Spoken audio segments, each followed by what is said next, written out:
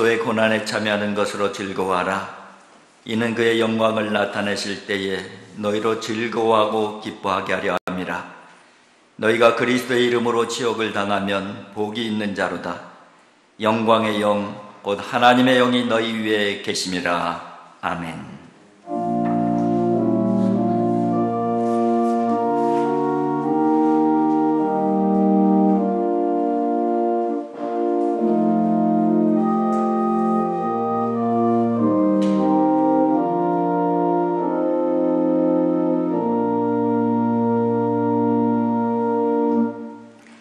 독생자를 보내기까지 세상을 사랑하신 아버지 하나님, 이 시간 십자가를 지신 예수님을 기억하며 사순절 네 번째 예배를 드리고자 하오니 이 예배를 통해서 영광받아 주시옵소서. 우리의 눈을 들어 십자가 위에 예수님을 바라보게 하여 주시옵시고, 우리의 마음을 열어 못 박히신 주님을 우리 중심에 모셔드리는 거룩한 예배 되게 하여 주시옵소서. 오늘도 사모하는 마음으로 주의 존전의 머리를 조아린 하나님의 백성들이 이들의 정성을 올려드리는 예배를 통해서 성삼위 하나님 영광받아 주시옵시고, 영과 진료를 예배하는 주의 백성들 가운데 하늘의 은총이 충만하게 하여 주시옵소서. 예수님의 거룩하신 이름으로 기원하옵나이다. 아멘. 나는 전능하신 아버지 하나님 전지의 창조주를 믿습니다. 나는 그의 유일하신 아들 우리 주 예수 그리스도를 믿습니다. 그는 성령으로 잉태되어 동정녀 마리아에게서 나시고 본디오 빌라도에게 고난을 받아 십자가에 못 박혀 죽으시고 장사된 지 사흘 만에 죽은 자 가운데서 다시 살아나셨으며 하늘에 오르시어 전능하신 아버지 하나님 우편에 앉아 계시다가 거기로부터 살아있는 자와 죽은 자를 심판하러 오십니다. 나는 성령을 믿으며 거룩한 공교회와 성도의 교제와 죄를 용서받는 것과 몸의 부활과 영생을 믿습니다. 아멘. 이 시간은 지난 시간들을 되돌아보면서 하나님의 뜻대로 살아오지 못한 삶의 모습들을 진실한 마음으로 고백하는 시간을 갖겠습니다. 다 같이 침묵으로 참여하는 고백의 기도를 드리겠습니다.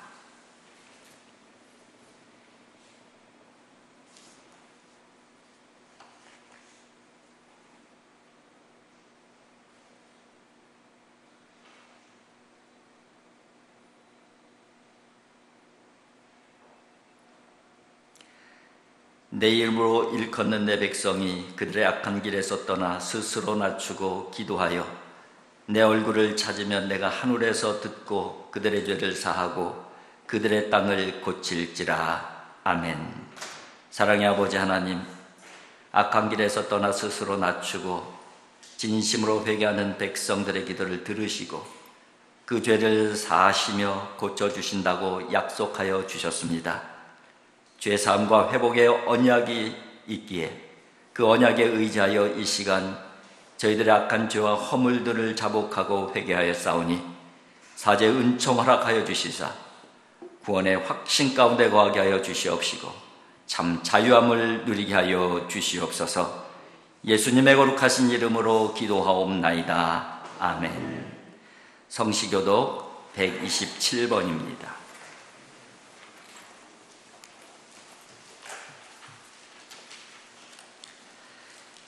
여호와를 자기 하나님으로 삼은 나라 곧 하나님의 기업으로 선택된 백성은 복이 있도다.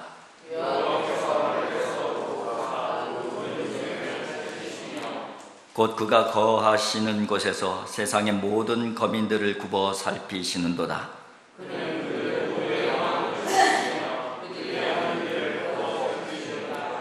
많은 군대로 구원 얻은 왕이 없으며 용사가 힘이 세어도 스스로 구원하지 못하는도다.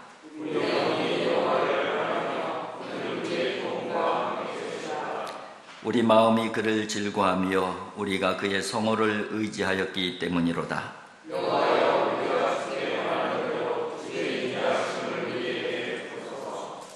아멘.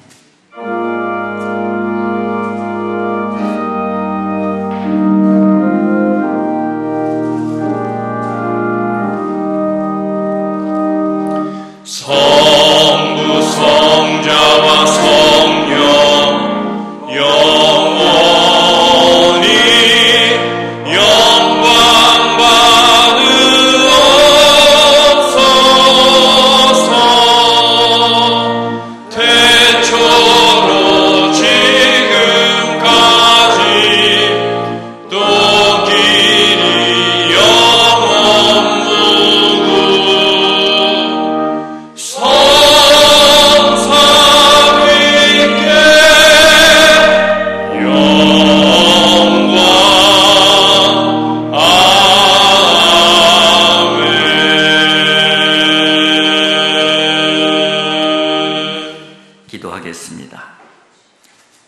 전능하신 아버지 하나님, 사순절 넷째 주일을 맞이하여 하나님의 놀라우신 구원의 은혜와 사랑에 감사와 영광 올려드립니다. 이 시간 십자가의 은혜를 더욱 깊이 알게 하여 주시사 온전한 감사와 영광으로 예배하는 주의 백성들이 되게 하여 주시옵소서. 저희들의 모습과 삶의 자리를 돌아보면 죄와 허물들 때문에 죄송스러운 마음을 감당하기 어렵지만은 하나님의 사랑과 십자가의 구속의 은혜에 힘입어 회개하고 자복하는 마음으로 머리를 조아렸나이다. 자격 없는 자들이지만 사함받은 구원의 감격으로 하나님을 노래하고 경배하게 하여 주시옵소서. 사랑의 아버지 하나님, 특별히 기도드리옵기는 코로나 바이러스가 이 나라뿐만 아니라 온 세상을 두려움의 그림자로 덮어가고 있나이다. 긍휼히 여겨 주시옵소서. 이 땅에 지루하는 광선을 비춰주시사 외양간에서 나온 송아지같이 기뻐 뛰고 달리는 회복과 치유의 은혜를 허락하여 주시옵소서.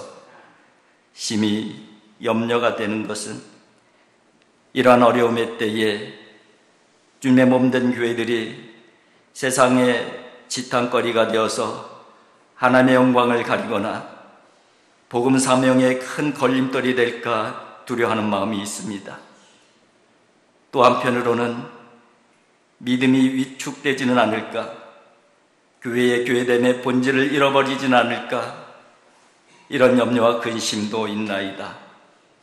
사랑의 아버지 하나님, 도와주시옵소서.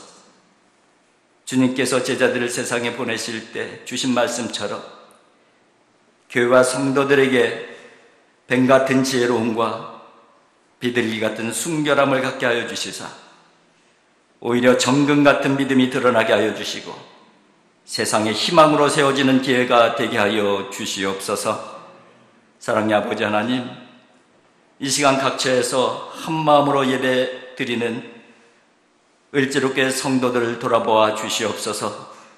그 가정과 직장과 삶의 자리를 보호하여 주시사 하나님의 도우심의 손길을 경험하게 하여 주시고 염려거리, 근심거리들이 감사의 이유가 되게 하여 주시고 찬양의 이유들이 되게 하여 주시사 가정 하늘의 기쁨으로 채워 주시옵소서. 하루속히 코로나 사태를 끝내주시어서 더 감사한 마음으로 더 반갑고 더 행복한 모습으로 주의 성전을 찾게 하여 주시옵시고 주의 성전에서 모두 함께 예배하며 즐거워하는 날이 하루 속히 오게 하여 주시옵소서. 우리 구주 예수 그리스도의 이름으로 기도하옵나이다. 아멘.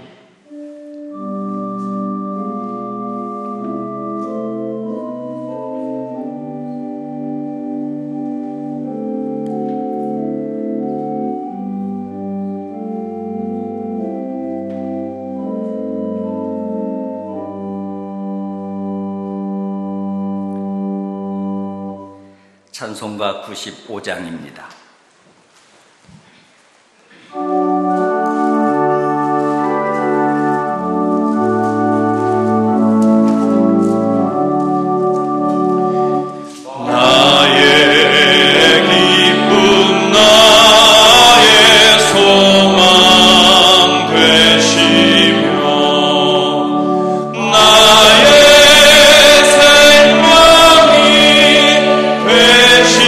주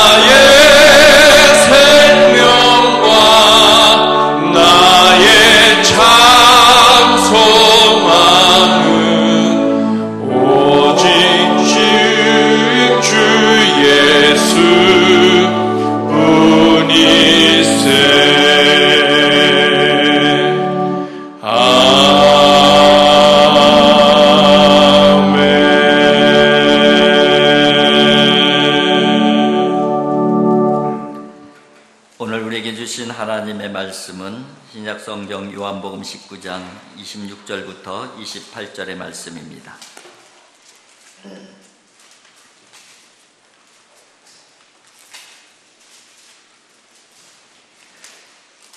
예수께서 자기의 어머니와 사랑하시는 제자가 곁에 서 있는 것을 보시고 자기의 어머니께 말씀하시되 여자여 보소서 아들이니이다 하시고 또 그 제자에게 이르시되 보라 내 어머니라 하신대 그때부터 그 제자가 자기 집에 모시니라.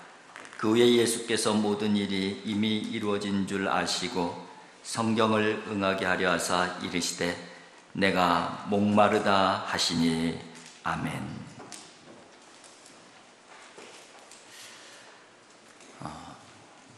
지금은 사순절 기간입니다.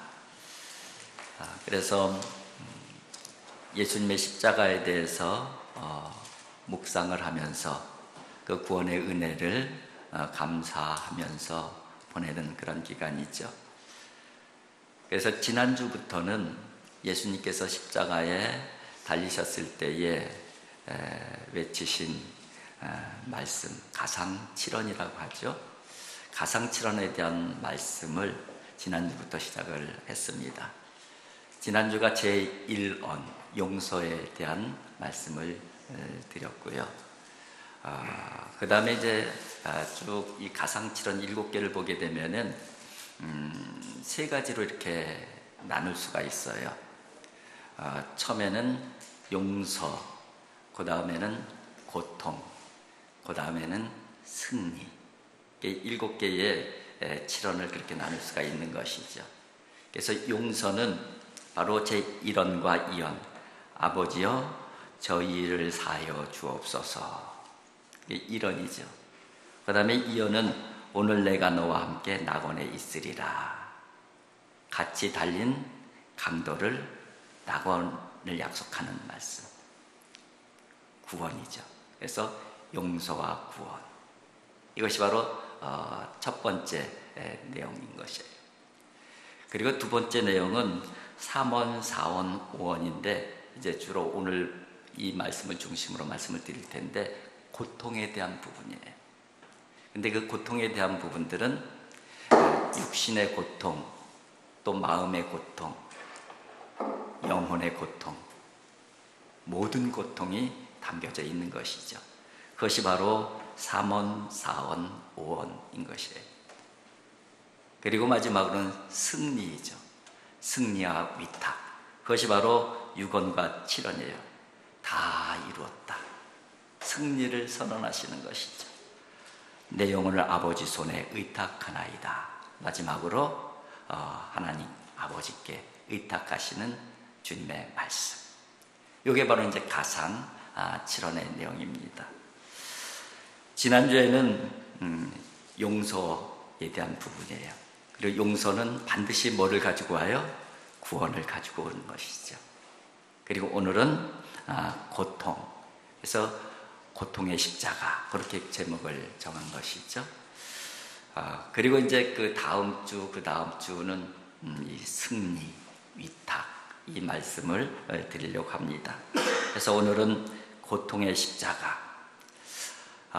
이 고통의 십자가는 바로 3원, 4원, 5원인데 바로 3원이 뭐냐면요. 오늘 본문 말씀 있는 26절에 여자여 보소서 아들이니이다. 근데 오늘 26절에 보면은 예수께서 자기의 어머니와 사랑하시는 제자가 곁에 서 있는 것을 보시고 이렇게 돼 있어요. 그의 어머니와 제자가 십자가에 달리신 예수님 곁에 서신 것을 보셨다. 그리고 그 어머니에 대해서 이렇게 어머니, 아들입니다. 이 말씀 가운데에 담겨져 있는 것이 어떤 의미일까? 사실은 이 마음의 고통에 대한 부분이에요. 어머니에게 가장 마음을 고통스럽게 하는 것은 아들의 죽음을 보는 고통일 거예요. 그것도 처참하게 어머니 눈앞에서 죽어가는 아들의 모습을 보는 어머니의 마음은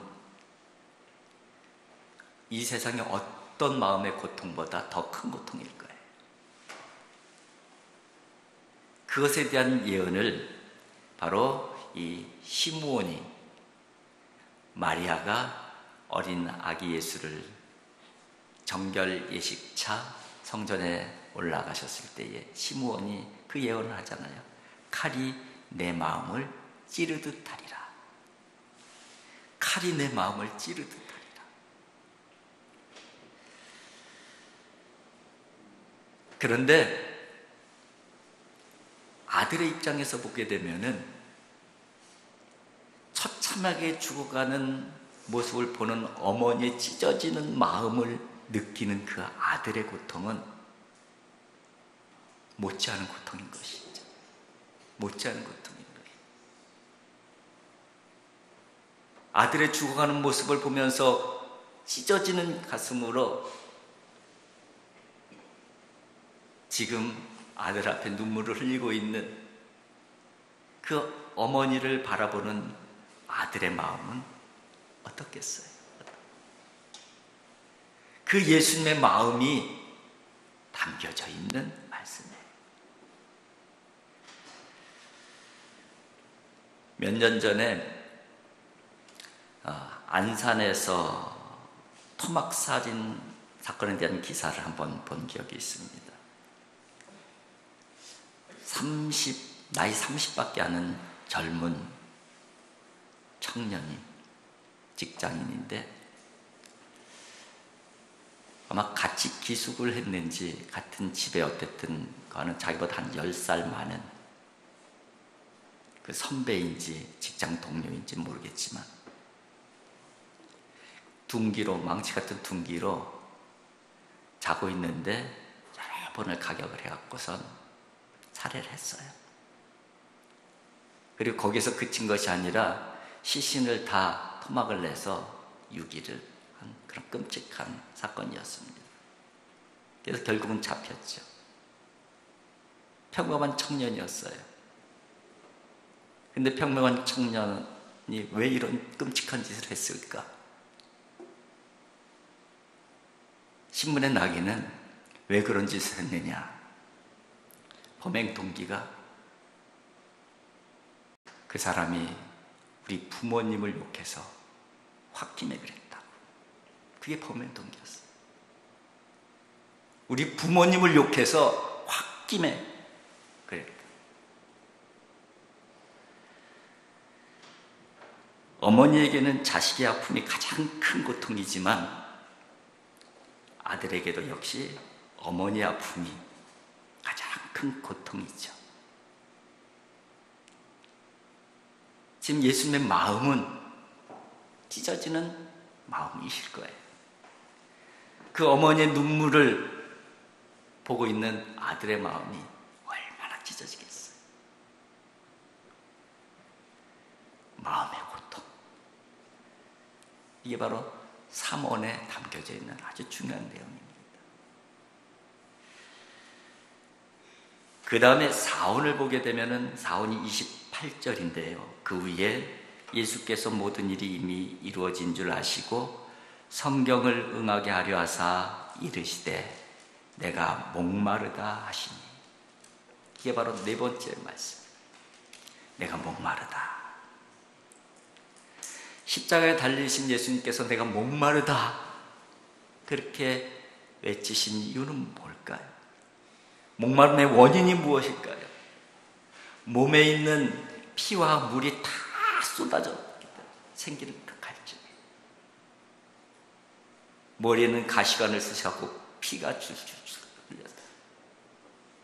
손과 발에는 못이 박혀서 계속 피가. 거기서 그치지 아니하고 창으로 옆구리를 찌르죠. 성경에는 물과 피가 쏟아졌다고 그렇게 기록이 되어 있어요. 이 어찌 갈증을 느끼지 않을 수가 있겠어요? 내가 목마르다. 이 외치심은 십자가상에서 당하신 육신의 고통을 함축하고 있는 외침이라고 할 수가 있는 것이죠. 내가 목마르다. 여기는 가시면류관, 손발의 못, 그리고 옆구리의 창, 이 모든 것들이 함축되어 있는 거예요.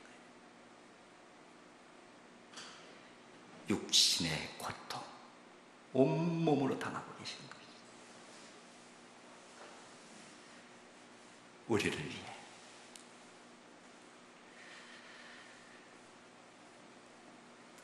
오원은 요한복음엔 기록되어 있지 않습니다. 오원은 마태복음 27장 46절에 기록이 되어 있는데 제가 한번 읽어드릴게요.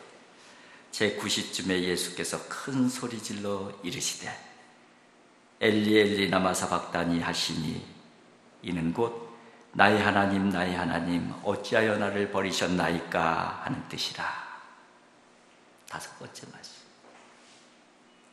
엘리 엘리 라마 사박다니 나의 하나님 나의 하나님 어찌하여 나를 버리셨나이까. 어찌하여 나를 버리십니까? 버림받는 고통은 정말 큰 고통이에요.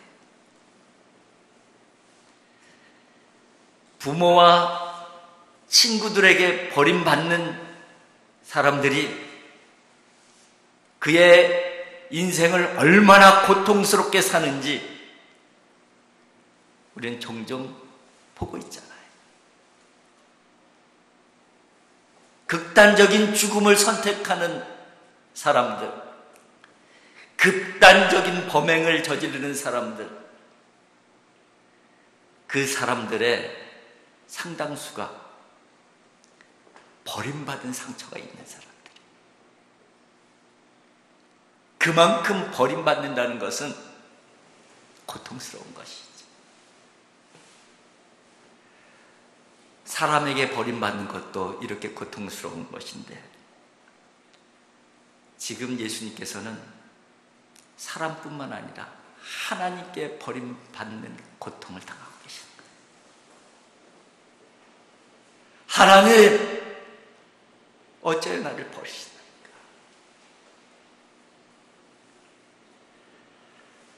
예수님은 철저하게 버림을 당하신 것이죠. 백성들에게 버림을 당하셨을 뿐만 아니라 하나님께도 버림을 받으신 것이죠. 나의 하나님 나의 하나님 어찌하여 나를 버리셨나이까. 이 부르짖음 가운데 담겨있는 고통의 절규는 영혼의 고통이고 영혼의 절규인 것이에요.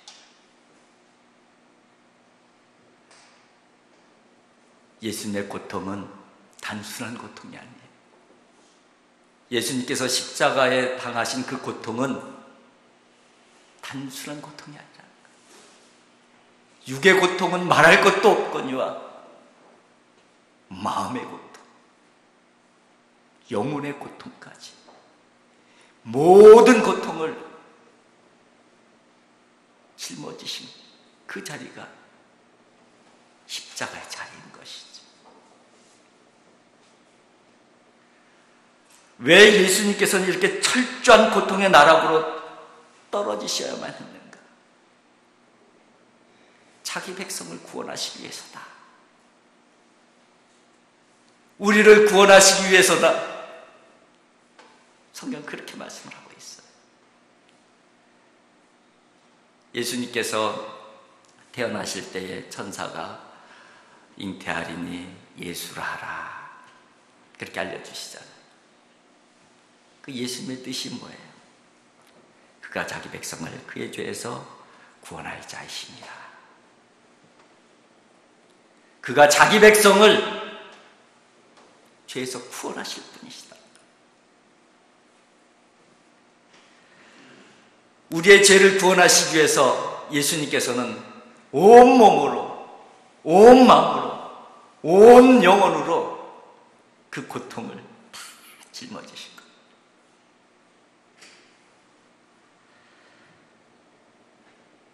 그래서 우리가 십자가를 보면서 내가 어떤 자였는가를 볼 수 있어야 돼. 십자가를 보면서 도저히 용서받을 수 없는 나인데 어떻게 용서를 받을 수 있습니까? 이 놀라운 은혜가 어떻게 나에게 왔는가? 십자가를 보면서 그 깨달음이 있어야 된다. 그 믿음이 있어야 된다는 것이죠.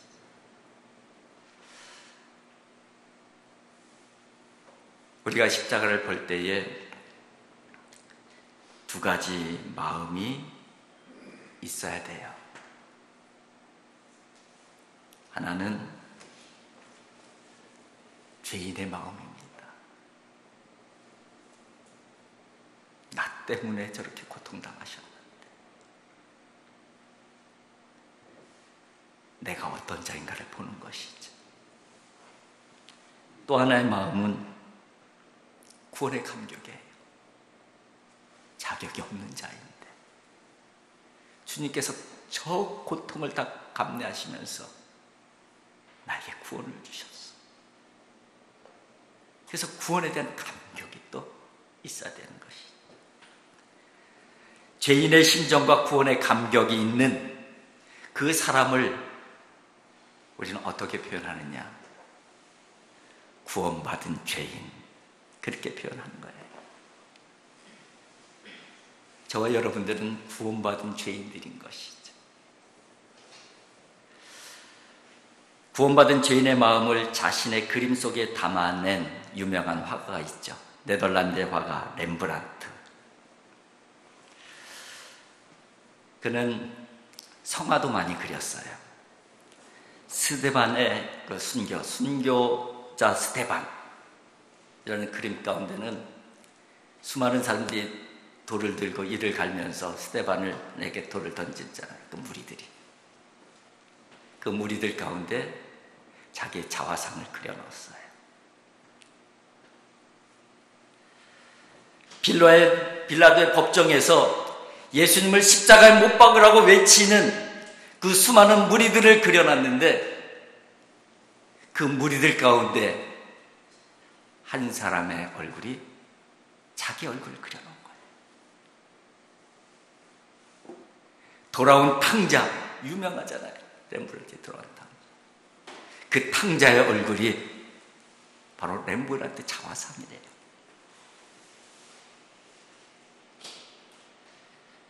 그 그림 속에 렘브란트는 이렇게 외치고 있는 거예요. 나도 그 자리에 있었습니다. 나도 그 자리에 있었습니다. 아버지를 등지고 집을 나간 탕자의 마음으로 주님 앞에 나가는 심정으로 그림을 그린 것이죠. 예수님을 십자가에 못 박은 죄인의 심정으로 그림을 그리면서 주님 앞에 나간 거예요.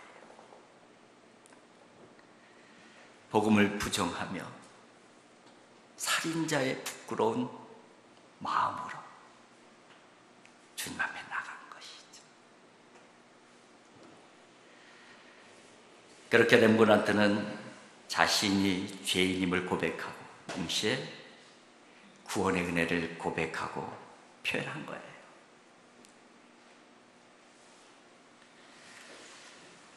성경에는 이 구원받은 죄인들의 모습, 좀 더 정확하게 말씀을 드리면은 자세, 삶의 자세, 그 부분을 크게 두 가지를 표현하고 있습니다.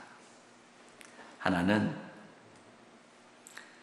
구원받은 죄인은 누구도 정죄할 수 없다.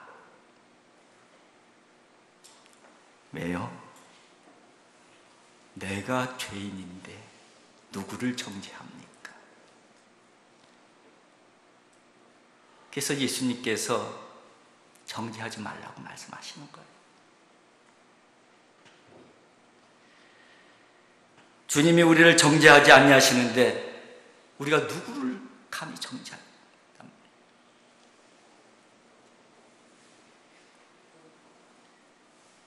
또 하나의 모습은 구원받은 죄인은 감사를 잃어버릴 수가 없는 거예요.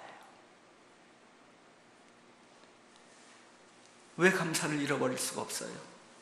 자격 없는 나에게 주셨잖아요. 자격이 1만큼도 없는데 열을 주시고 100을 주셨잖아요.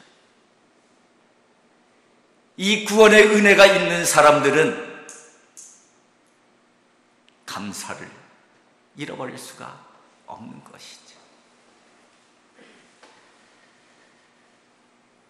서기관과 바리새인들의 손에 끌려온 한 여인이 있었습니다. 간음하다가 현장에서 붙잡힌 여인이죠. 의기양양하게 서기관과 바리새인들이 예수님께 말을 건넵니다. 모세율법에는 간음한 사람은 돌로 쳐 죽이라고 했는데 선생님은 어떻게 생각하십니까? 예수님께서도 조금 고민이 되셨을 수 있어요.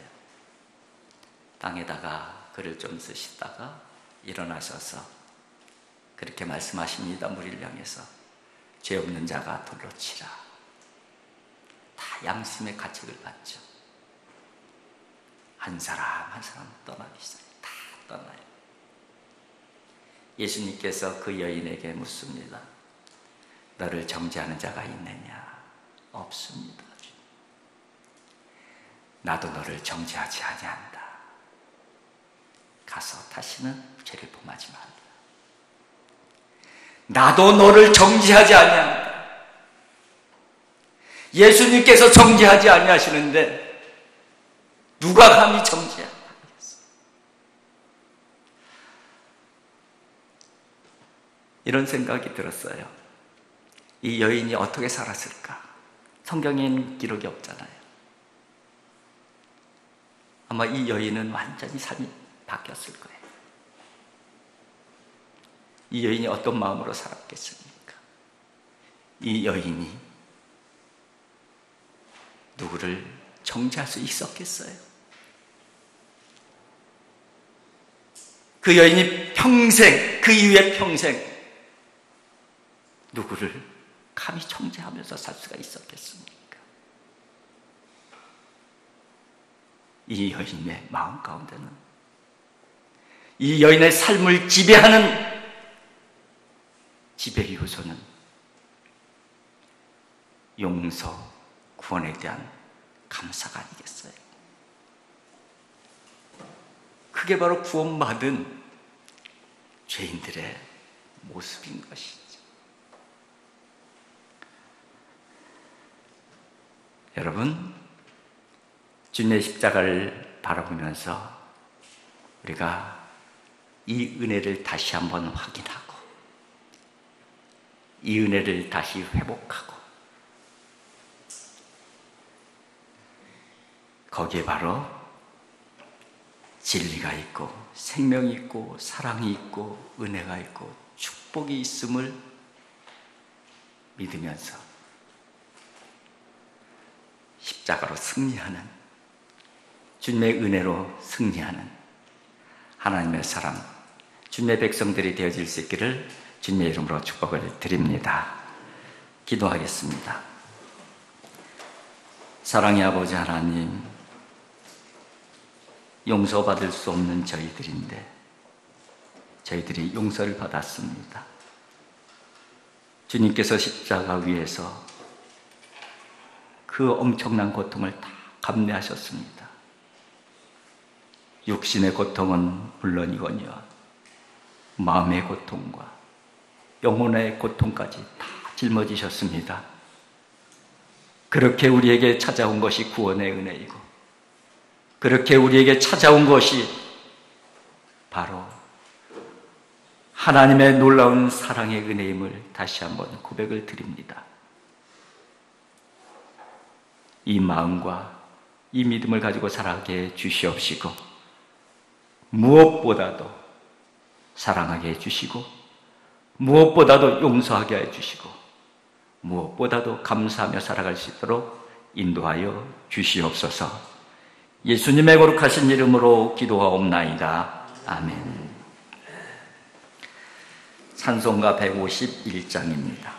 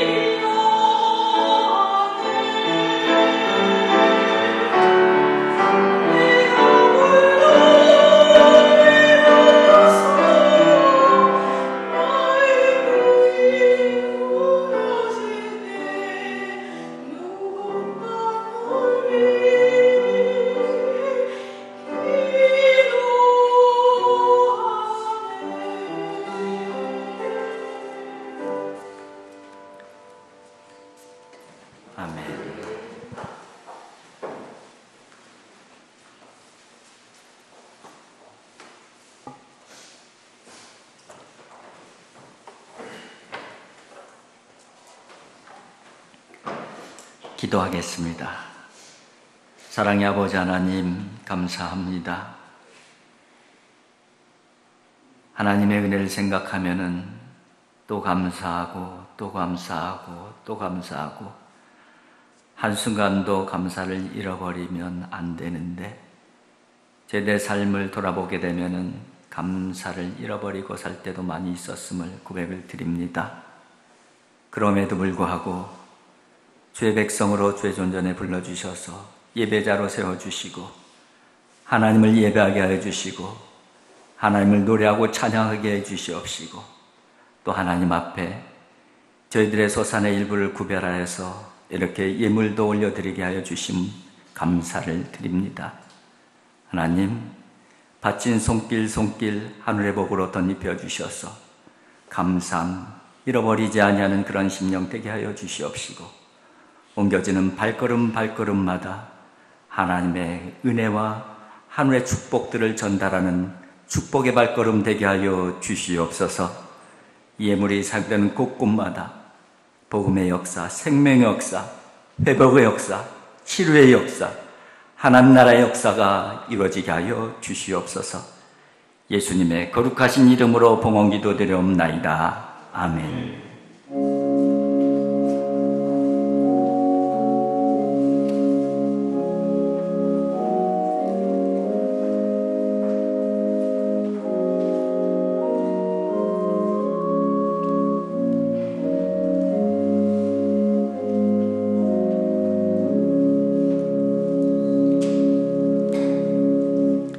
다 같이 일어나셔서 546장 부르겠습니다.